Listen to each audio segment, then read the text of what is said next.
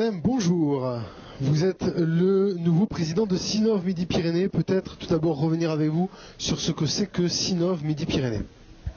Sinov Midi-Pyrénées, c'est l'émanation régionale en Midi-Pyrénées, donc un syndicat déposé en tant que syndicat professionnel de la fédération Sinov, qui est un des deux syndicats représentant la branche ingénierie, conseil, études et formation, l'ensemble et conseil. On est l'alter ego de Syntec au niveau national pour ce qui est des négociations de branche sur toutes les conventions collectives, etc. Et dans la relation avec les ministères qui sont des ministères de référence, à la fois travail, industrie, etc. Économie. Donc en Midi-Pyrénées, on est le syndicat, on va dire, puisque Syntec n'a que des délégations régionales, on est le syndicat de référence pour la branche ingénierie, conseil et numérique, et l'interlocuteur des institutions et des professionnels là-dessus. Aujourd'hui, nous sommes sur la 7e édition de ces rencontres de l'ingénierie en Midi-Pyrénées, rencontres que vous produisez avec l'AIMP, Sinov AIMP. Quel regard vous portez sur cette 7e édition ? C'est évidemment pour nous une grande satisfaction d'arriver à organiser chaque année ces rencontres régionales de l'ingénierie avec l'AIMP. L'AIMP qui regroupe de toute façon déjà les adhérents de Syntec, des non-inscrits et des adhérents de Sinov Midi-Pyrénées. On est vraiment associés là pour produire ces rencontres depuis donc maintenant la septième année, avec une réussite qui nous réjouit, puisque chaque année on augmente plus ou moins le nombre de visiteurs. On a toujours à peu près entre 25 et 30 exposants qui viennent nous soutenir, des fournisseurs de l'ingénierie évidemment, sans qui ça serait pas possible d'organiser ça. Et puis aussi la CCIT qui nous soutient. Et donc pour nous c'est un événement très très important pour ce qui est de l'ingénierie en Midi-Pyrénées. Ça c'est vraiment une réalité. Alors l'ingénierie, elle évolue depuis quelques années maintenant, et notamment en 2014 et 2015, elle va évoluer encore. Le secteur doit notamment faire face à l'arrivée des SPL, les sociétés publiques locales. Oui, bien sûr, ça nous inquiète beaucoup. La crise que tout le monde connaît, hein, et qui frappe notamment le secteur de la construction, est aujourd'hui, peut-être, on peut l'espérer, à son point culminant, on peut l'espérer. Bon, nécessairement, on sait aussi qu'une partie de la construction et de l'ingénierie travaille avec la commande publique.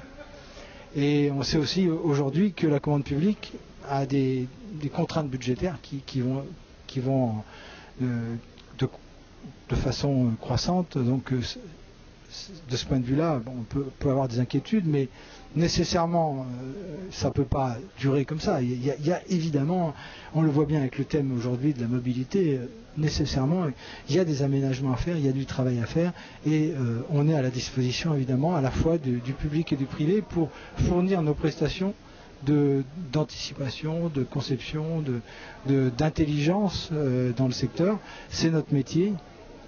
C'est difficile, et de ce point de vue-là, c'est vrai que la loi de 2010 qui a créé les SPL, donc des sociétés de droit privé menées par des collectivités territoriales, pouvant faire du conseil de l'ingénierie dans le droit privé, nous inquiète énormément, puisque bon, on sait que dans l'histoire, quand ça a pu se mettre en œuvre, c'était au détriment du développement de l'ingénierie privée.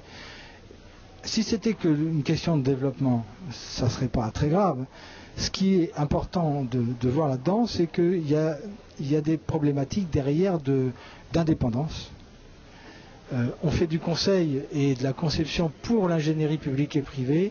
Il est extrêmement important que ce conseil, cette ingénierie soit indépendante à la fois des fournisseurs et des donneurs d'ordre pour réellement amener de l'intelligence dans les projets. si elle n'est pas indépendante, si elle est sous la houlette des élus, nécessairement les solutions qui émergent et qui sont valorisées sont celles qui étaient dans la tête des élus. Et ce n'est pas obligatoirement les bonnes solutions, nécessairement. Tout le monde est faillible, hein, chacun. Et donc, vraiment, pour pouvoir considérer l'ingénierie comme un investissement, il faut le voir de façon indépendante. Il faut que l'ingénierie soit indépendante à la fois de ses clients, de ses fournisseurs. C'est l'engagement évidemment de tous les adhérents de Sinov. Ça fait partie des conditions d'adhésion. On adhère à Sinov si on est indépendant à la fois des clients et des fournisseurs. C'est la condition d'apporter l'intelligence qu'il faut dans tous les projets sur lesquels on peut intervenir, de A jusqu'à Z. C'est-à-dire que pour nous, ce qui est très important aujourd'hui peut-être, plus que la conception, mais ça reste un sujet, et l'accompagnement de la réalisation et de l'exploitation, c'est peut-être aussi l'assistance à la maîtrise d'ouvrage, c'est-à-dire l'intervention en amont des projets pour suivre le projet de A jusqu'à Z et y mettre de l'intelligence à tous les niveaux. Très bien. Alors Didier Bonnet, une dernière question, un mot de conjoncture pour cette année 2015 qui arrive et qui a déjà débuté d'ailleurs. Pour les bureaux d'études en tout cas, mais bon, ça touche à la fois le conseil et le numérique, hein. Tous les secteurs sont touchés nécessairement. Aujourd'hui, je pense qu'on est dans le cœur de la crise. Espérons que ça va rebondir.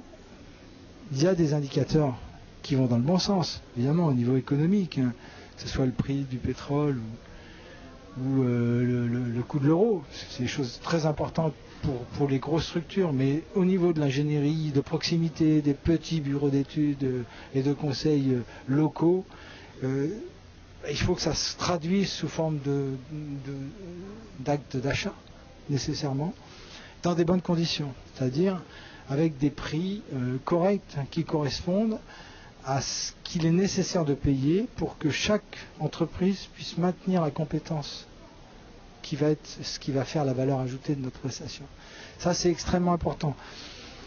Il faut que tout le monde le comprenne, ça. L'ingénierie, le conseil, c'est de l'investissement au départ. Ça coûte pas cher dans un projet, hein, que ce soit un projet d'infrastructure, de construction, d'aménagement du territoire en mobilité, comme on en parle dans ces rencontres. C'est des petits pourcentages.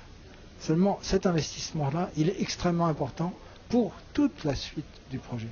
Et c'est ça qu'il faut que chacun des acteurs du système prenne en compte, soit prêt à investir dans ce qu'il faut au niveau de l'ingénierie et du conseil. Très bien, l'appel est lancé. Didier, voilà, merci à vous.